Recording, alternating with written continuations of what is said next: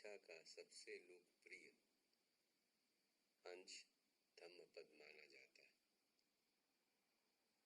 इसका संसार के समस्त भाषाओं में करीब करीब अनुवाद हो चुका है। मैं महसूस करता हूँ कि अगर जीवन में मुझे सिर्फ एक ही पुस्तक चुनने का अवसर मिले तो मैं फिर धम्मपद को ही चुनूंगा। सनातन धर्म के अनुयायियों के सम्मुख जो महत्व भगवत गीता का है, वही महत्व बौद्ध धर्म के अनुयायियों के लिए धम्मपद का है। इसमें 26 वर्ग हैं, अर्थात 26 चैप्टर्स हैं। यमक वर्ग, अप्रमाद वर्ग, चित्त वर्ग, पुष्प वर्ग, लोक वर्ग, बुद्ध वर्ग, सहस्र वर्ग, ब्राह्मण वर्ग इत्यादि। और इसके अंदर कुल 423 गाथाएं अर्थात 423 शिक्षा है। बुद्ध की शिक्षा का सबसे महत्वपूर्ण अंग यह है कि बुद्ध किसी भी बात को मात्र कल्पना के आधार पर नहीं कहते। जो वे अपनी आंखों से देखते हैं उसी के विषय में कहते हैं, अपने अनुभव के आधार पर कहते हैं, और इसलिए वह हम सबों के लिए लाभदायक सिद्ध होती है। धम्मपद के साथ भी यही बात लागू होती है। हर शिक्षा अर्थात हर गाथा के पीछे एक कहानी है, और यह कहानी वह कहानी है जो बुद्ध के समय आसपास में घटित हुई थी, और उसी से निष्कर्ष निकालकर बुद्ध ने वह गाथा कही। तो इस प्रकार जीवन से जुड़ा हुआ है, और इसी कारण सबसे लोकप्रिय यह ग्रंथ है। इस ग्रंथ में समाज के हर वर्ग के लोगों के विषय में जिक्र है। सोनार की कथा है। एक सोनार भिक्षु ध्यान करने बैठता है। वह अपना ध्यान केंद्रित नहीं कर पाता है। तब बुद्ध उसे एक सोने के फूल पर ध्यान केंद्रित करने के लिए कहते हैं। ऐसा इसलिए कहते हैं क्योंकि उसकी मन की दशा सुनार रहा है, तो सोना से संबंधित वस्तुओं पर उसका मन आसानी से टिकेगा। लोहार की कथा है। इसमें जुलाहे की कथा है। जुलाहे की बेटी की कथा है जो आती है और बुद्ध प्रश्न करते हैं, कहाँ से आ रही हो, कहाँ जा रही हो, क्या तुम्हें मालूम है कहाँ से आ रही हो, क्या तुम्हें मालूम है कहाँ जा रही हो। इन सभी प्रश्नों का अटपटा उत्तर देती है, और सभी भिक्षुगण और सामान्य जन उस पर नाराज होने लगते हैं। बुद्ध इशारा करते हैं कि उस पर नाराज मत होइए, क्योंकि उस लड़की ने सही उत्तर दिया था। और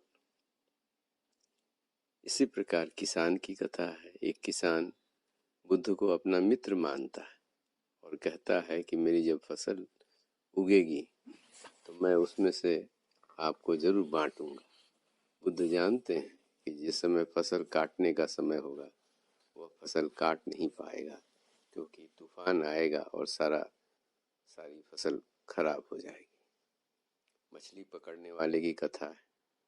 वह कहता है कि मुझे भी आर्य क्यों नहीं कहते। तो बुद्ध कहते हैं कि आर्य व्यक्ति वह है जो किसी को कष्ट नहीं देता है, हिंसा नहीं करता। मांस बेचने वाले की कथा है, राजा रानी की कथा है, मंत्री की कथा है। दो मंत्री जो राजा प्रसेनजीत दान कर रहे हैं तो आपस में दोनों एक उस दान की प्रशंसा करता है और एक उसकी निंदा करता है। कोषाध्यक्षों की कथा है, ब्राह्मणों की कथा है, क्षत्रिय की कथा है, शूद्र की कथा है, भंगी की कथा है। सुमित नाम का भंगी, उसे बुद्ध भिक्षु बनाते हैं और यह बात समस्त राज्य में भीषण आग की तरह फैल जाती है। राजा प्रसेनजीत खुद इसकी जांच करने आते हैं और विहार के मुख्य द्वार के पास एक नवयुवक भिक्षु को शिक्षा देते हुए सुनते हैं। वे इतना प्रभावित होते हैं और इतने लोग वहां बैठ करके उनके प्रवचन को सुन रहे हैं कि उनका भी मन करता है कि मैं भी बैठ के सुनूं। लेकिन वे तो जा रहे हैं बुद्ध से मिलने, इसलिए चले जाते हैं बुद्ध के पास। बुद्ध से पूछते हैं कि वह भिक्षु कौन है, मैंने अभी तक उसे नहीं देखा है। तब बुद्ध उस राजा को बताते हैं कि सुमित नाम का एक भिक्षु है जो अभी हाल तक एक भंगी था, लेकिन अब उसने प्रवज्ञा ले ली है। राजा प्रसेनजीत को उत्तर मिल जाता है, वे कोई और प्रश्न नहीं करते। इसमें श्री माँ वैश्या की कथा है जिसकी मृत्यु पर भगवान बुद्ध राजा बिंबिसार से कहकर डोंडी पिटवाते हैं कि जो कोई चाहे श्री माँ को मुफ्त का ले जा सकता है, कोई नहीं ले जाता है। तब बुद्ध शरीर के विषय में बताते हैं कि जब तक शरीर में प्राण रहता है या गतिमान रहता है तो मनुष्य की उससे आसक्ति होती है, और जैसे ही उससे प्राण निकल जाता है तो उसका कोई महत्व नहीं होता। पति पत्नी की कथा, इसी प्रकार समाज के हर वर्ग के लोगों की कथा। धम्मपद में हम मनोरंजन भी पाते हैं। एक चित्तहस्त नाम का एक भिक्षु, किसान था। किसान से जब लगता है कि बहुत परिश्रम करना पड़ता है खेती करने में और भिक्षु लोगों को बिना परिश्रम किए ही भोजन मिल जाता है तो वह भिक्षु बन जाता है। लेकिन कुछ दिनों के बाद उसे लगता है कि भिक्षाटन करना पड़ता है, ये बड़े कष्ट की बात है, तो वहां से फिर वापस गृहस्थ बन जाता है और इस प्रकार उसकी प्रक्रिया चलती रहती है। 6 बार वह गृहस्थ और भिक्षु बनता है और जब अंतिम बार वह आता है भिक्षु बनने तो अन्य भिक्षुगण कहते हैं तुम तो एक पत्थर की तरह हो, फिसलते हुए पत्थर की जो कहीं टिक ही नहीं सकता। तो इस प्रकार धम्मपद में हम मनोरंजन भी देखते हैं। इसके अंदर में राजनीति भी याद दिखती है। शाक्य वंश के राजा लोग और कुलीय वंश के राजा लोग रोहिणी नदी के जल को लेकर युद्ध की स्थिति में पहुंच गए और उस जल विवाद को समाप्त करने के लिए बुद्ध वहां प्रस्तुत होते हैं और उनके सम्मुख आकाश में जाकर कुछ अपनी लीलाएं दिखाते हैं और जिससे वे प्रभावित होकर और फिर वे इस जल विवाद का निराकरण करते हैं। कहते हैं कि रक्त बहाने रक्त का क्या मूल्य है और जल का क्या मूल्य है। रक्त अधिक मूल्यवान है, तो क्या यह उचित होगा कि जल के लिए रक्त को बहाया जाए? और इस प्रकार उस विवाद को सुलटते हैं। यहाँ पर प्रेम भी दिखता है। जनपद कल्याणी राजकुमार नंद को बुला रही हैं। जब नंद बुद्ध के साथ उनका भिक्षा पात्र लेकर चले जा रहे हैं कि लौट कर जरूर आइएगा, नंद की शादी होने वाली है जनपद कल्याणी से। वह जाकर भिक्षु बन जाता है और पर वह जनपद कल्याणी को भुला नहीं पाता। बुद्ध उसके मन की स्थिति को समझते हैं। उसे कहते हैं कि अगर उसे जनपद कल्याणी से सुंदर अगर कोई स्त्री मिल जाए तो क्या वह उसे नहीं चाहेगा। स्वर्ग की इस अप्सराओं को दिखाते हैं और इस प्रकार वह इसी उद्देश्य से तपस्या करता है, लेकिन समय के साथ अरहत हो जाता है और तब उसके अंदर कोई चाह नहीं रहती है। तो यहाँ प्रेम भी है।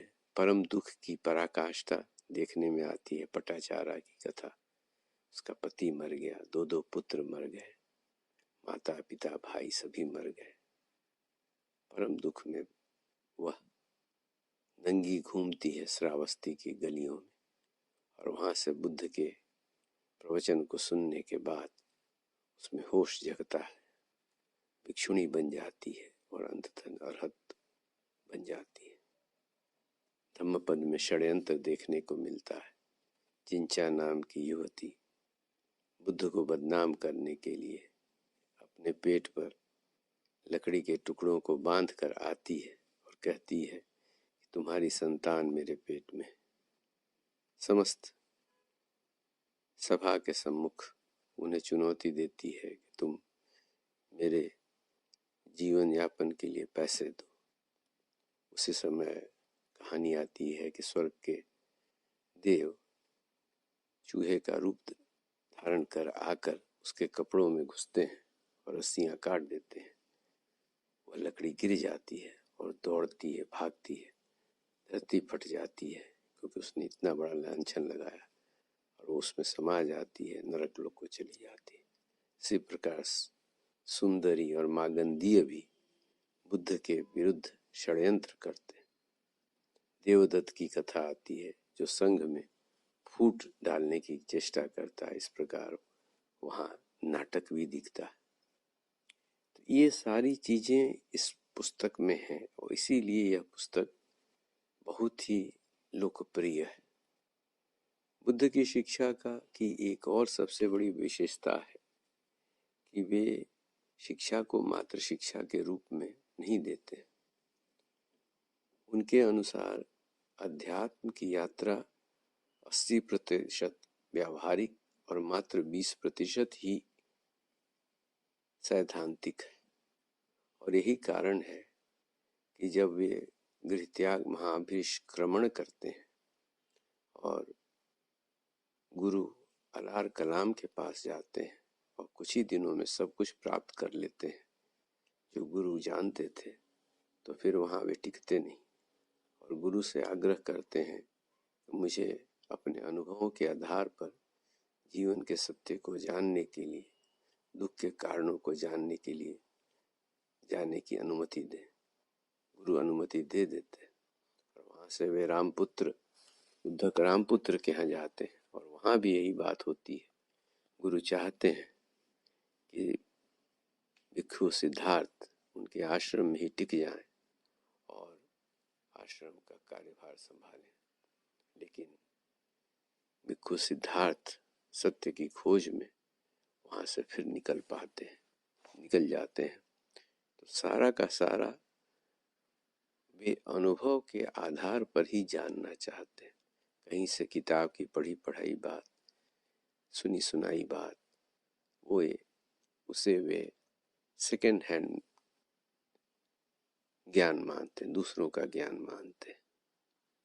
और इसीलिए धम्मपद में भी देखने को आता है, जैसे यमक वग में ही 19-20 गाथा में आता है कि यदि व्यक्ति शास्त्रों का बहुत अध्ययन कर ले लेकिन उनको जीवन में नहीं उतारे, तो ऐसा ही है जैसे कोई चरवाहा अपने मालिक की गायों को लेकर जाता है, सुबह से शाम तक उन्हें चराता है और शाम में लाकर मालिक को गिनकर उन्हें वापस कर देता है।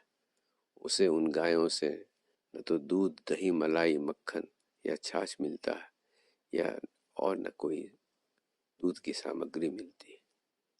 इसके विपरीत अगर पढ़ता कम है और जीवन में उतारता अधिक है तो फिर वह वैसे व्यक्ति के जैसा है जिसकी खुद की गायें हैं और उसे दूध, दही, मक्खन, मलाई सब कुछ प्राप्त होगा। एक और इसी प्रकार का उदाहरण बुद्ध देते हैं पुष्प वर्ग में। वहाँ कहते हैं कि फूल दो प्रकार के होते हैं, एक वैसे फूल जो देखने में खूबसूरत होते हैं लेकिन उनमें सुगंध नहीं होती, और दूसरे वैसे फूल जो देखने में भी सुंदर होते हैं उनमें सुगंध भी होती है। तो अगर व्यक्ति बहुत सारी चीज़ों को सुनता है, अच्छी अच्छी चीज़ों को सुनता है, पढ़ता है, लेकिन उनका जीवन में अनुसरण नहीं करता, तो वह वैसे फूलों की तरह है जो देखने में तो खूबसूरत है लेकिन उनमें खुशबू नहीं। लेकिन अगर उन्हें वह अपने जीवन में उतारता है तो वह वैसे पुष्पों की तरह हो जाता है जो देखने में भी खूबसूरत है और उनमें सुगंध भी है। तो इस प्रकार पूरी जिम्मेवारी श्रोता की है कि वह जो कुछ भी प्राप्त करता है उसको जीवन में उतारे। और इस संदर्भ में एक कहानी का भी जिक्र आता है। श्रावस्ती में एक बार बुद्ध